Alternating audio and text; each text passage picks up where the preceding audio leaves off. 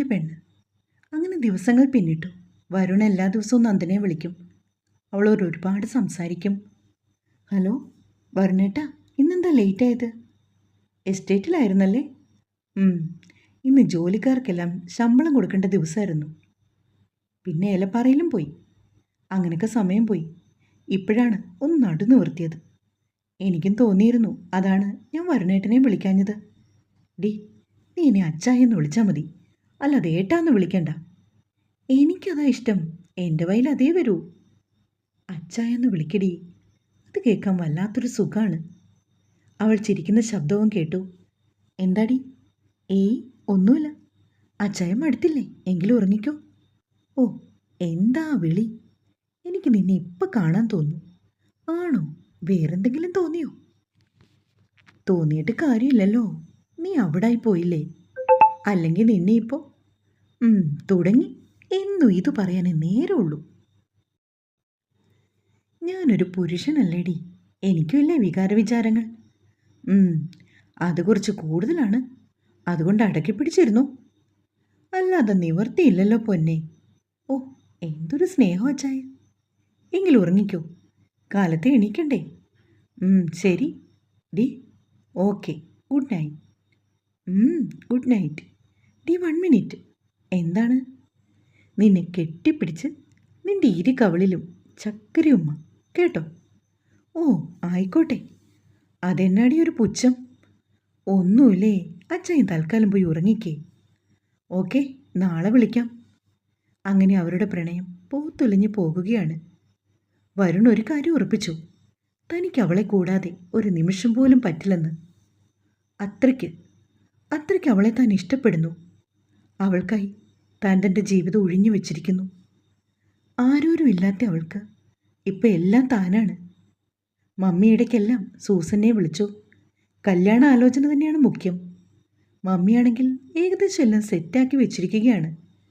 കാര്യങ്ങൾ കൈവിട്ടു പോവാണ്. ഇനി എന്തെങ്കിലും തീരുമാനം ഉണ്ടാക്കിയില്ലെങ്കിൽ ശരിയാവില്ലെന്നവന് മനസ്സിലായി. ഒരു തിങ്കളാഴ്ച തലേദിവസം വരുൺ തിരുവനന്തപുരം വരെ പോയതാണ്. ഒരു അർജൻറ്റ് മാറ്റർ ഉണ്ടെന്ന് പറഞ്ഞു. ഉച്ചതിരിഞ്ഞ് 2 മണിയായി കാണും. മെറിനും കുര്യനും മീവലുമൊക്കെ കൊട്ടാരം വീട്ടിലെത്തിയിട്ടുണ്ട്. അവർ വരുന്ന പ്രമാണിച്ച് സദ്യയൊക്കെ ഒരുക്കിയിട്ടുണ്ട് ആൻസി. പപ്പയെ കാണാൻ വന്നതാണവർ. അമ്മമ്മച്ചിയും മീവൽക്കുട്ടിയും കൂടി മുറ്റത്ത് നിൽക്കുകയാണ്. സൈറ കോളേജിൽ പോയി. അവളെ കൂടി കണ്ടിട്ട് പോകാൻ മെറിനും നിന്നു. ഉച്ചയൂണ് കഴിഞ്ഞ് കുര്യനും ഉമ്മർത്ത് വന്നിരുന്നു. മമ്മിയും മെറിനും പപ്പയും കൂടി അകത്തെ മുറിയിലാണ്. പെട്ടെന്ന് മുറ്റത്ത് ഒരു കാർ വന്നു. അത് വരുണായിരുന്നു. ഏയ്, വരുണങ്കിൾ വന്നു. മീവൽ കൈകൊട്ടി ചിരിച്ചു. വരുൺ കാറിൽ നിന്നിറങ്ങി. മമ്മി, ബാ, അങ്കിൾ വന്നു. മീവൽ ഓടി വന്ന് മെറിൻ്റെ കയ്യിൽ പിടിച്ചു. അപ്പോഴേക്കും മെറിനും ആൻസിയും കൂടി മുറ്റത്തേക്ക് ഇറങ്ങി വന്നു. വരുൺ കാറിൽ നിന്ന് ഇറങ്ങിയിട്ട് എതിർവശത്തെ ഡോർ തുറന്നു. അതിൽ നിന്നൊരു പെൺകുട്ടി പുറത്തേക്ക് ഇറങ്ങി. അത് നന്ദനയായിരുന്നു. അവളുടെ കഴുത്തിൽ വരുൺ കിട്ടിയ മിന്നുമാല ഉണ്ടായിരുന്നു. അമ്മമ്മച്ചി മെല്ലെ അവൻ്റെ അടുത്തേക്ക് വന്നു. നന്ദനയുടെ പരങ്ങൾ കാണുമ്പോൾ അറിയാം എന്തോ ഒളിച്ചുകളി നടന്നുവെന്ന്. ആരാടാ മോനെ ഇത്? അല്ല, ഈ പെങ്കൊച്ചേതാടാ? ഈ കൊച്ചിനെ ഇതിനു മുമ്പ് കണ്ടിട്ടില്ല. പറയാം, അമ്മച്ചി വാ. അപ്പോഴേക്കും മമ്മിയും മെറിനും കൂടി സിറ്റൗട്ടിലേക്ക് ഇറങ്ങി വന്നു. കുര്യൻ ഒന്നും മനസ്സിലാകാതെ നോക്കി നിൽക്കുകയാണ്. എന്നാലും അയാളുടെ മുഖം ചൊളിഞ്ഞിരുന്നു. ഇതാരാ നിന്റെ കൂടെയുള്ളത്? മമ്മി മുറ്റത്തേക്ക് ഇറങ്ങി. വരുൺ കൂസലൊന്നുമില്ലാതെ നന്ദനയുടെ വലങ്കയിൽ പിടിച്ചു. കയറി വാ, പപ്പ അകത്ത് കിടക്കുവാണ്. അവനത് പറയുകയും മാത്തച്ഛൻ വെളിയിലേക്ക് ഇറങ്ങി വരുന്നത് അവൻ കണ്ടു. നിന്നോടല്ലേ ചോദിച്ചത് ഇതാരാണെന്ന്? മമ്മി അല്പം വയലൻ്റായി. പറയാം മമ്മി. അതിനെന്തിനാ മമ്മി ഇങ്ങനെ ബഹളം വെക്കുന്നേ? നീ എന്തിനാ ഈ പെണ്ണിൻ്റെ കൈ പിടിച്ചേക്കുന്നേ? കൈവിടടാ. ആൻസിയാണെങ്കിൽ കുര്യൻ നിൽക്കുന്നത് കൊണ്ട് കുറച്ച് ജാളിത അനുഭവപ്പെട്ടു. ഇത് നന്ദന, എൻ്റെ കൂടെ തിരുവനന്തപുരത്ത് ഒരുമിച്ച് വർക്ക് ചെയ്ത കുട്ടിയാണ്. ഇവളൊരു ഹിന്ദു പെൺകുട്ടിയാണ്. ഇപ്പോൾ ഇവൾ ഞാൻ മിന്നു കിട്ടിയ പെണ്ണാണ്. ഇവളെ അങ്ങനെ കൈവിടിയാൻ എനിക്ക് സാധിക്കില്ല. എടാ, നീ എന്താടാ പറഞ്ഞത്? നീ മിന്നു കെട്ടിയെന്നോ? തർക്കുത്തരം പറയാൻ മാത്രം ആയോടാ നീ? ആൻസി പോയി മകൻ്റെ ഇരു തോളിലും പിടിച്ചു കുലുക്കി.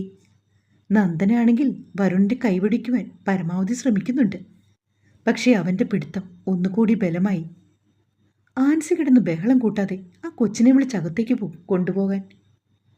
പപ്പയുടെ ഭാഗത്തുനിന്നും ഉണ്ടായ പെരുമാറ്റം നോക്കി നിൽക്കുവാണ് അമ്മമ്മച്ചി പോലും. ആഹാ, അങ്ങനങ്ങ് കേറ്റാനോ? ഞാൻ സമ്മതിക്കില്ല. ഊരും പേരും അറിയാത്ത പെണ്ണിനെ എൻ്റെ വീട്ടിൽ കയറ്റാൻ ഞാൻ സമ്മതിക്കില്ല. അതും സ്വന്തം ജാതി പോലും അല്ല. എടി, നീ ഏതാടി? അപ്പനെ അമ്മയൊക്കെ ഉപേക്ഷിച്ച് ഇവൻ്റെ കൂടെ ഇറങ്ങി വരാനും മാത്രം ആരടി ഇവൻ നിനക്ക്? അവർ താടിക്ക് കയ്യും കൊടുത്ത് അവൻ്റെ നേരെ നോക്കി. മമ്മിയാണെങ്കിൽ അമ്പിനും ബില്ലിനും അടുക്കുന്ന ലക്ഷണമില്ല. മമ്മിയോട് അവരെ വിളിച്ചകത്തേക്ക് കയറ്റാൻ പറ, വെറുതെ സീനാക്കാതെ. കുഞ്ഞു പോലും പേടിച്ചു നിൽക്കുകയാണ്. കുര്യമെന്ന് പതുക്കെ മെറിൻ്റെ കാതിൽ പറഞ്ഞു. അവൾ മമ്മിയുടെ കയ്യിൽ പിടിച്ചു. മമ്മി, കഴിഞ്ഞതൊക്കെ കഴിഞ്ഞു. ഇനി അവരെ വിളിച്ചകത്തേക്ക് കയറ്റിക്ക്. നീ എന്നതാടി പറയുന്നേ? സൂസന്നയോട് ഞാൻ എന്നാ പറയൂ ഇനി? ഇവനിത് നേരത്തെ പറയാൻ വയ്യായിരുന്നു എന്നോട്. ആൻസി, നീ മിണ്ടാതിരിക്കുക. അമ്മച്ചി, അവരെ വിളിച്ചകത്തേക്ക് കയറ്റ്. പപ്പ ഒച്ച വെച്ചപ്പോൾ അമ്മച്ചി വന്ന് രണ്ടാളെ അകത്തേക്ക് സ്വീകരിച്ചു. വരൂ മക്കളെ. അങ്ങനെ വരുണിനോടൊപ്പം നന്ദനയും വലതുകാൽ വെച്ച് കൊട്ടാരത്തിൽ വീട്ടിലേക്ക് കയറി. തിരുഹൃദയത്തിന് മുൻപിൽ വരുൺ മുട്ടുകുത്തി നിന്നു. അതുപോലെ നന്ദനയും.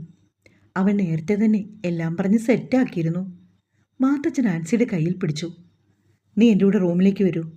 മെറിൻ, കുര്യൻ, നിങ്ങളും വരൂ. പപ്പ പതിയെ അകത്തേക്ക് നടന്നു. അവൻ്റെ മനസ്സിൽ ഇങ്ങനെയൊക്കെ ഉണ്ടെന്ന് നമ്മളാരും സ്വപ്നത്തിൽ പോലും വിചാരിച്ചതല്ല. ഇങ്ങനെയൊരു പെൺകുട്ടിയെ അവൻ വിളിച്ചുകൊണ്ട് വരുമെന്ന് നമുക്കാർക്കും അറിയില്ലായിരുന്നു.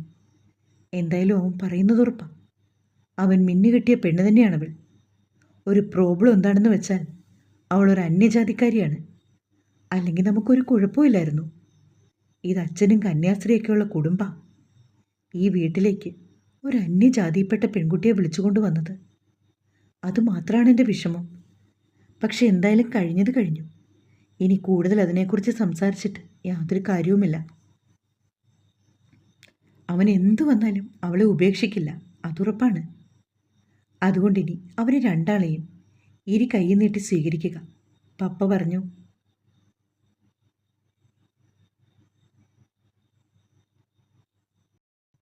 ഇല്ല, എനിക്കൊരിക്കലും അത് സ്വീകരിക്കാൻ കഴിയില്ല. സ്വന്തം മക്കളെക്കുറിച്ച് എല്ലാ മാതാപിതാക്കൾക്കും എന്ത് പ്രതീക്ഷയാണ് ഉള്ളതെന്നറിയോ? പ്രത്യേകിച്ച് അവരുടെ വിവാഹം ഇത്രയും വളർത്തി വലുതാക്കി സ്വന്തം കാലിൽ നിൽക്കാനായപ്പോൾ അവന് വേണ്ടിയുള്ള പെണ്ണിനെ തന്നെ തേടിക്കൊണ്ടുവന്നു. എനിക്കൊരിക്കലും ഇത് അംഗീകരിക്കാൻ കഴിയില്ല. അതാരൊക്കെ എന്തൊക്കെ പറഞ്ഞാലും ശരി. ആൻസി തീരുമാനിച്ചുറപ്പിച്ചു. ആൻസി, ഞാൻ പറയാനുള്ളത് പറഞ്ഞു. ഇനിയൊക്കെ നിന്റെ തീരുമാനം. കുര്യ, ഇങ്ങനെയൊക്കെ സംഭവിക്കുമെന്ന് ഞാൻ ഒരിക്കലും ഓർത്തില്ല. എൻ്റെ സാറാമ്മേനെ കെട്ടിച്ചു വിടാണ് അവൻ കെട്ടുന്നതെന്ന് ശാഠ്യം പിടിച്ചപ്പോൾ അതിന് പിന്നിൽ ഇങ്ങനൊരു ഗൂഢാലോചനയുണ്ടെന്ന് ഞാൻ സ്വപ്നത്തിൽ പോലും വിചാരിച്ചിട്ടില്ല. എൻ്റെ മക്കളോടെല്ലാവരോടും ഞാൻ അവനു വേണ്ടി മാപ്പ് ചോദിക്കുന്നു. പപ്പ എന്താ ഇങ്ങനെയൊക്കെ സംസാരിക്കുന്നത്? അതും ഞങ്ങളോട്. മാപ്പൊന്നും പറയേണ്ട കാര്യമില്ല. വരുൺ അവന് ഇഷ്ടമുള്ള പെണ്ണിനെ വിവാഹം ചെയ്തു. അതിന് നമ്മളാരും അങ്ങോട്ടും ഇങ്ങോട്ടും കൂടുതൽ പറഞ്ഞിട്ട് കാര്യമില്ല. മമ്മിയെക്കുറിച്ച് പ്രാക്ടിക്കലായിട്ട് ചിന്തിക്കുക. കഴിഞ്ഞത് കഴിഞ്ഞു.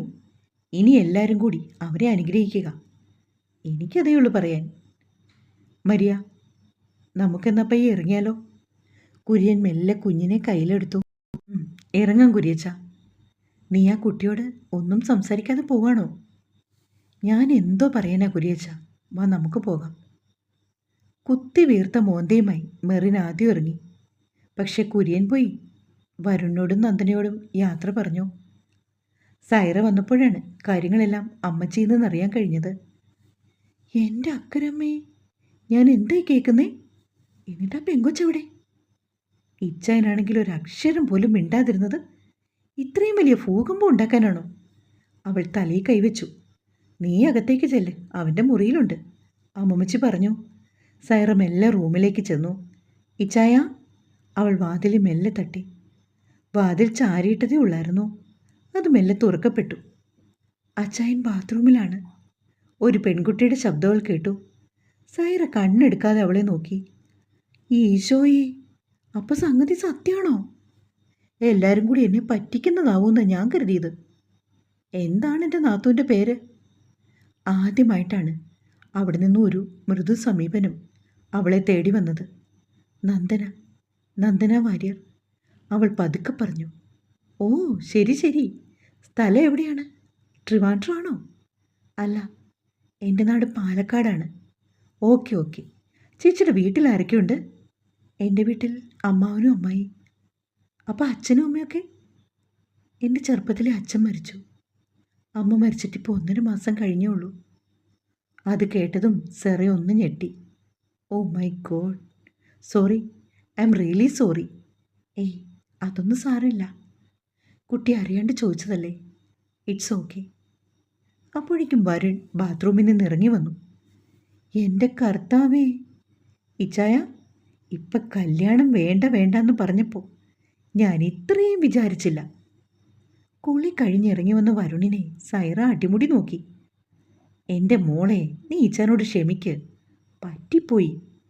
അയ്യ, ഒന്നും അറിയാത്തൊരു പാവം.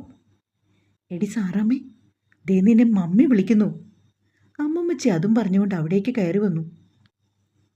ഓക്കെ, ഞാൻ ഇപ്പോൾ വരാം കേട്ടോ ചേച്ചി. അവൾ വേഗം മുറിക്ക് പുറത്തിറങ്ങി. അമ്മമ്മച്ചി, നീ എന്നോട് മിണ്ടണ്ട. ഇതൊക്കെ മനസ്സിൽ വെച്ച് നടന്നിട്ട് നീ ഒന്നും അറിയാത്തവനെ പോലെ നടക്കുമല്ലായിരുന്നോ? ആൻസി എന്തുമാത്രം വിഷമിച്ചിരിക്കുക. നീ അങ്ങോട്ട് ചെല്ല്, അവളെ ആശ്വസിപ്പിക്ക്. നന്ദന, ഞാൻ ഇപ്പോൾ വരാം. മോളെ, അമ്മമ്മച്ചി അവളെ വിളിച്ചോ. അവൾ പെട്ടെന്ന് അവരുടെ കാലിൽ തൊട്ട് തൊഴുതു. അവരവളെ പിടിച്ചെഴുന്നേൽപ്പിച്ചു. എഴുന്നേക്ക് കുഞ്ഞേ, എൻ്റെ വരുൺകുട്ടനെയല്ലേ കെട്ടിയത്. നിനക്ക് നല്ലത് മാത്രം വരും. എൻ്റെ കുഞ്ഞ് അത്രയ്ക്ക് നല്ലവനാണ്. തുടരും.